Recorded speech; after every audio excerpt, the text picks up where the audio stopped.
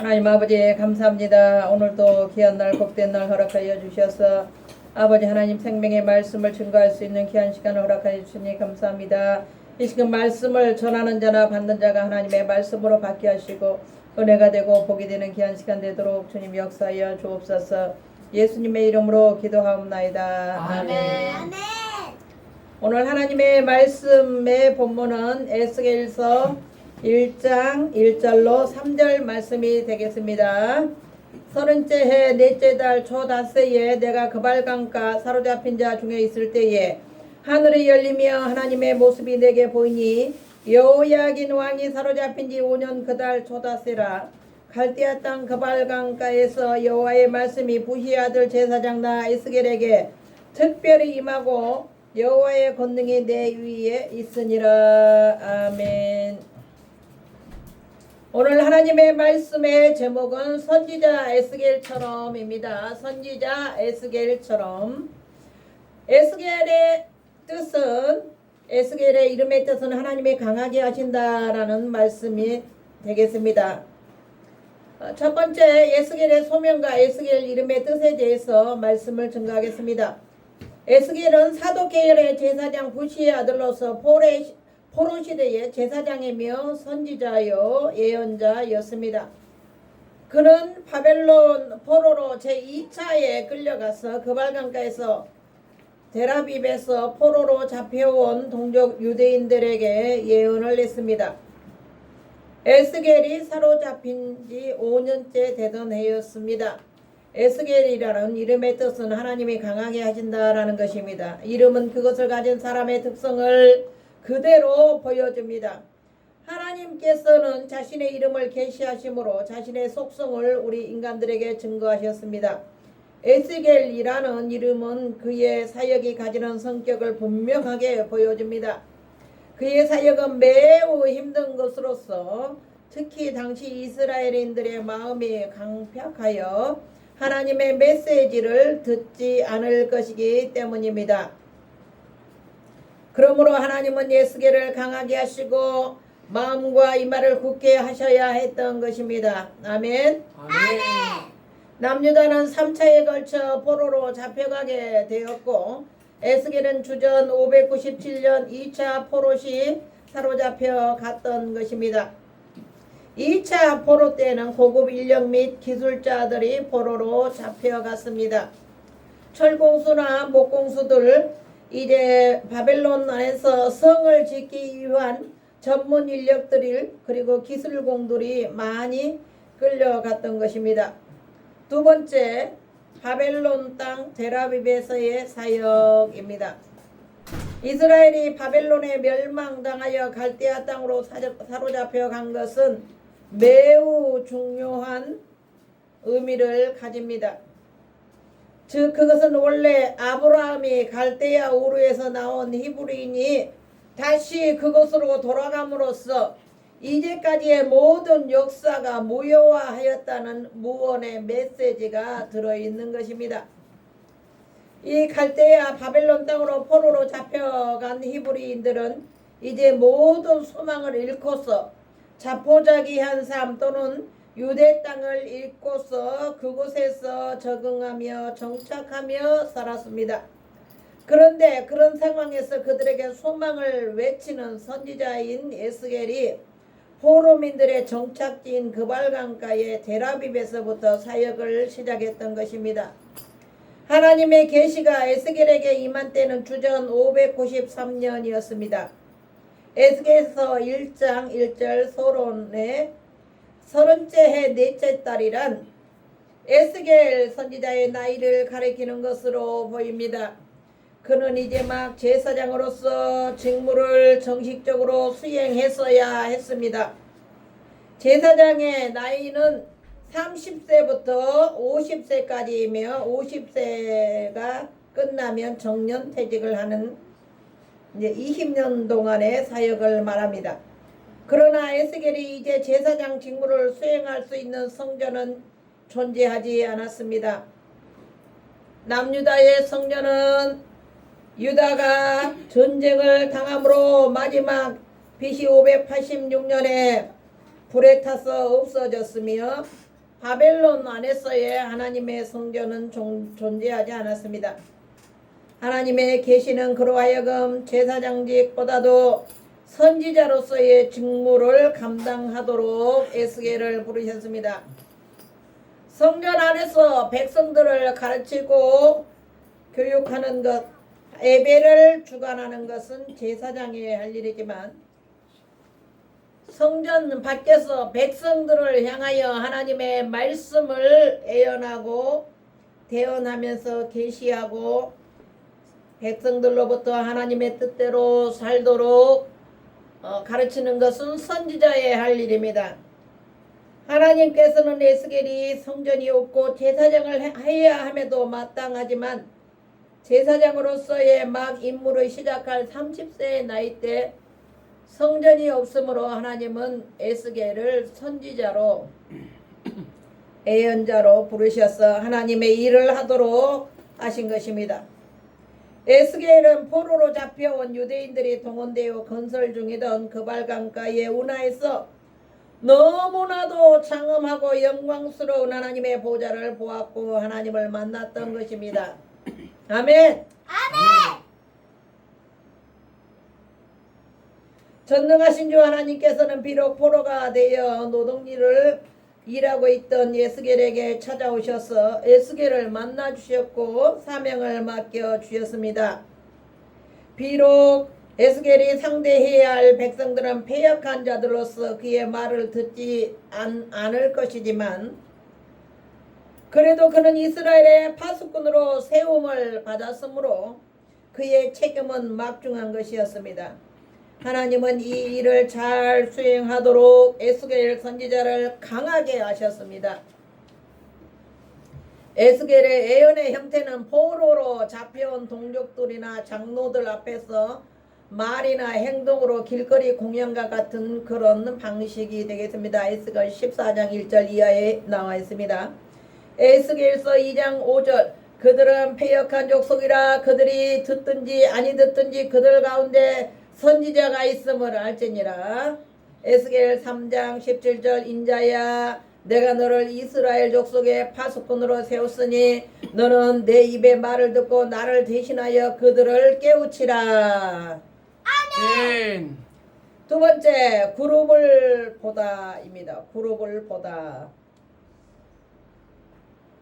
에스겔서 1장 4절로 10절 내가 보니 북쪽에서부터 폭풍과 큰 구름이 오는데 그 속에서 불이 번쩍번쩍하며 빛이 그 사방에 비치며 그 불 가운데 단새 같은 것이 나타나 보이고 그 속에서 네 생물의 형상이 나타나는데 그들의 모양이 이러하니 그들에게 사람의 형상이 있더라. 아멘. 그들에게 각각 네 얼굴과 네 날개가 있고 그들의 다리는 고든 다리요 그들의 발바닥은 송아지 발바닥 같고 광낸 구리같이 빛나며 그 사방 날개 밑에는 각각 사람의 손이 있더라. 아멘. 그 네 생물의 얼굴과 날개가 이러하니 날개는 다 서로 연하였으며 갈 때에는 돌이키지 아니하고 일제히 앞으로 곧게 행하며 그 얼굴들의 모양은 넷의 앞은 사람의 얼굴이요 넷의 오른쪽은 사자의 얼굴이요 넷의 왼쪽은 소의 얼굴이요 넷의 뒤는 독수리의 얼굴이니 라는 이런 한 그룹의 머리에 네 얼굴이 있다라는 거예요. 앞에는 사람, 옆에는 사자, 또 왼쪽에는 소, 뒤에는 독수리. 그룹의 형상에 대해서 말씀하겠습니다. 에스겔 1장 13절 또 생물들의 모양은 타는 숯불과 햇불 모양 같은데 그 불이 그 생물 사이에서 오르락 내리락 하며 그 불은 광채가 있고 그 가운데에서는 번개가 나며 에스겔이 본 형상은 네 가지의 형상이었는데 네 생물의 형상이 첫 번째 있었고 두 번째는 네 바퀴의 형상을 보았으며 세 번째는 궁창 형상을 보았으며 네 번째는 궁창 위에 보좌가 있는 것을 총 네 가지 환상을 에스겔이 보게 되었습니다. 세 번째 에스겔의 사명이 되겠습니다. 에스겔의 사명은 하나님의 거룩성과 공의와 회복의 메시지를 전하는 데 있었습니다. 그는 이스라엘 백성이 죄에서 돌이켜 하나님께로 돌아오기를 촉구하며 하나님의 말씀과 약속이 반드시 성취될 것을 선포했습니다. 아멘. 에스겔서 2장 3절 내게 이르시되 인자야 내가 너를 이스라엘 자손과 패역한 백성 나를 배반하는 자에게 보내노라. 그들과 그 열조가 내게 범죄하여 오늘날까지 이르렀나니 라고 말씀합니다. 이스라엘 백성은 참된 왕이신 하나님을 버리고 말씀에 불순종하여 하나님과 우상을 바꿔 섬기는 반역을 일으켰습니다. 마지막 종말에도 하나님을 버리고 반역하는 일, 배교하는 일이 곳곳에서 일어나고 있으며 앞으로도 일어날 것입니다. 데살로니가후서 2장 3절 누가 어떻게 하여도 너희가 미혹되지 말라. 먼저 배교하는 일이 있고 저 불법의 사람 곧 멸망의 아들이 나타나기 전에는 그날에 이르지 아니하리니. 2장 4절 그는 대적하는 자라 신이라고 불리는 모든 것과 숭배함을 받는 것에 대항하여 그 위에 자기를 높이고 하나님의 성전에 앉아 자기를 하나님이라고 내세우느니라. 에스겔은 에레미야 선지자와 같은 시대에 활약했던 선지자였으나 에레미야보다 조금 후 세대였으므로 에레미야 선지자의 예언 활동을 포로로 잡혀오기 전에 고국인 유대 땅에서 목격했으며 경험했을 것입니다. 에레미야 선지자가 백성들 완악함과 우상숭배에서 돌이키지 않고 멸망해가는 나라를 바라보면서 눈물로 하나님 앞에 탄식했던 선지자였습니다. 그러나 에스겔은 1차와 2차에 바벨론의 포로로 잡혀와서 우상숭배와 패역한 죄에서 떠나지 않고 회개하지 않은 백성들 때문에 직접적으로 고난을 감수하면서 겪어야만 했습니다. 그것은 에스겔이 벙어리가 되도록 하나님께서 에스겔의 혀를 주장하신 사건과 갑자기 아내를 하나님께서 데려가신 일들로 완악한 백성들에게 충격을 갖도록 하기 위함이었습니다. 그러나 백성들의 반응은 아주 냉담했으며 이미 화인 맞은 양심이 되어버린 백성들은 회개하지 않고 돌아올 줄을 몰랐습니다. 에레미야 선지자가 나라의 패망과 바벨론으로부터 전쟁을 예언하며 하나님께 돌아오기를 간절히 호소했던 활동을 했다면 에스겔 선지자는 나라가 멸망했으며 직접 전쟁을 겪었고 자기의 동족들이 죽고 멸망하는 현장을 직접 경험해야 하는 참혹한 시대를 살아왔습니다. 에스겔은 다니엘 선지자와 같은 세대이며 같이 포로기에 활동했던 선지자이고 나이도 비슷합니다. 에스겔서 6장 11절로 13절 주 여호와께서 이같이 이르시되 너는 손뼉을 치고 발을 구르며 말할지어다. 오라 이스라엘 족속의 모든 가증한 악을 행함으로 마침내 칼과 기근과 전염병에 망하되 먼 데 있는 자는 전염병에 죽고 가까운 데 있는 자는 칼에 엎드러지고 남아 있어 애워싸인 자는 기근에 죽으리라.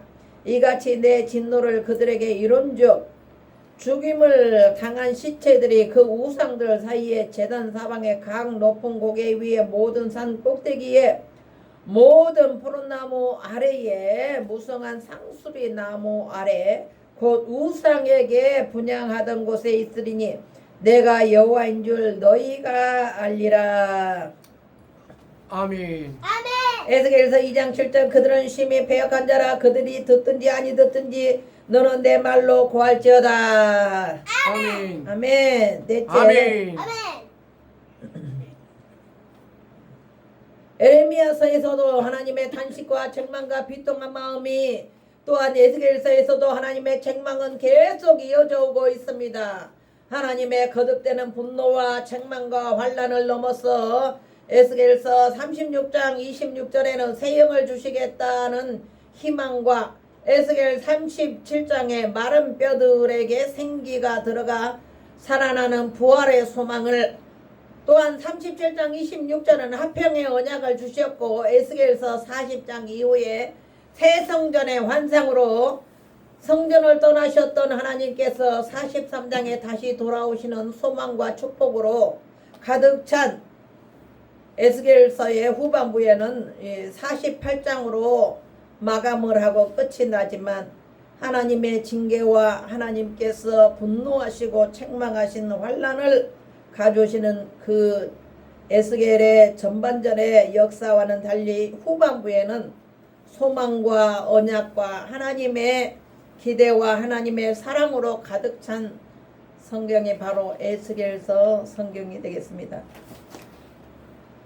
넷째는 두루마리 책을 먹이시다입니다. 에스겔 3장 1절로 2절 말씀. 내가 입을 벌리니 그가 그 두루마리를 내게 먹이시며.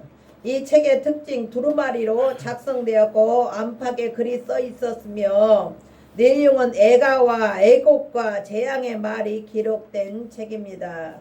에스겔서 2장 10절 기록이 에스겔에게 주신 책은 봉함을 풀고 친히 하나님께서 열어주신 책이었습니다.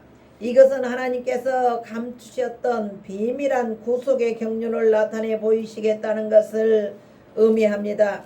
그만큼 환난의 때 마지막 때가 가까웠다는 뜻이기도 합니다. 너는 이 두루마리를 먹고 가서 이스라엘 족속에게 고하라 하시기로 내가 입을 벌리니 그가 그 두루마리를 내게 먹이시며 내게 이르시되 인자야 내가 너에게 주는 이 두루마리를 내 배에 넣으며 내 창자에 채우라 하시기에 내가 먹으니 그것이 내 입에서 달기가 꿀 같더라. 아멘. 에스겔서 3장 1절로 3절 말씀이었습니다. 이 말씀은 하나님의 말씀을 생명의 양식으로 삼으라는 뜻입니다. 아멘.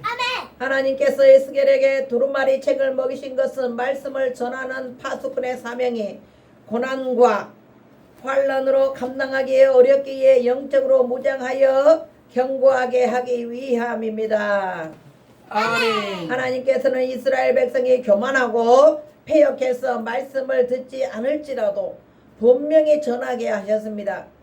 에스겔의 백성들에게 하나님의 말씀을 전할 때 예상되는 큰 핍박을 두려워하지 말고 말씀을 전하는 사명을 묵묵히 감당할 것을 명령하셨습니다. 아멘. 에스겔서 3장 4절 그가 또 내게 이르시되 인자야 이스라엘 족속에게 가서 내 말로 그들에게 고하라. 이렇게 험난한 시대에 종말을 살아가는 성도들에게는 믿음을 지킬 힘은 하나님의 말씀으로 무장해야 함과 그러므로 힘과 용기를 잃지 않게 됩니다. 매일매일 하나님의 말씀을 소리내서 정독하시고 듣기도 하시고 생명의 말씀을 에스겔처럼 배와 창자에 가득히 채워야 합니다. 아멘. 아멘. 에스겔서 10장 9절에 요한계시록 10장 9절에 내가 천사에게 나아가 작은 책을 달라 한즉 천사가 가로되 갖다 먹어버리라. 내 배에는 쓰나 내 입에서는 꿀같이 달리라 하거늘. 아멘. 아멘. 마태복음 4장 4절 예수께서 대답하여 이르시되 기록되었으되 사람이 떡으로만 살 것이 아니요 하나님의 입으로부터 나오는 모든 말씀으로 살 것이니라 하였느니라. 아멘. 아멘. 마지막 환난의 때 종말의 시대에 우리가 믿음을 잃지 않고 배도하지 않고 살아남을 수 있는 길은 하나님의 말씀을 배와 창자에 가득 채우라는 거예요. 하나님의 말씀을 배와 창자에 가득 채운 사람은 믿음을 배도하지 않습니다. 하나님의 말씀으로 충만히 거한 사람은 우상 앞에 절하지 않아요. 그러므로 여러분 하나님의 말씀을 에스겔 선지자처럼 배에도 채우고 창자에도 채우고 가득 채우고 우리가 하나님의 말씀으로 충만해서 이 말세의 시험의 때 환난의 때를 이기고 승리하고 하나님의 백성으로 천국에 들어가셔야 합니다. 할렐루야. 아멘. 하나님께서 에스겔을 선택하신 목적은 말씀을 전하는 파수꾼의 사명을 주시기 위함입니다. 그러면 파수꾼이란 어떤 사람일까요? 첫째, 항상 깨어서 하나님 나라와 내게 맡겨진 양들을 지키는 자입니다. 부모는 자녀를 지켜야 하고 목사는 양떼를 지켜야 하며 구역장은 구역원을 지키고 하나님의 말씀을 가르치고 양육해야 합니다. 교사는 가르치는 학생들을 기도와 말씀으로 양육하고 지키고 하나님의 말씀을 열심히 부지런히 가르쳐야 합니다. 두 번째, 하나님의 말씀을 자기 교회와 지역과 온 나라에 확장하고 이방 나라에도 경고하고 전하며 영혼을 깨우는 자가 되어야 합니다. 이것이 바로 파수꾼의 사명입니다. 아멘.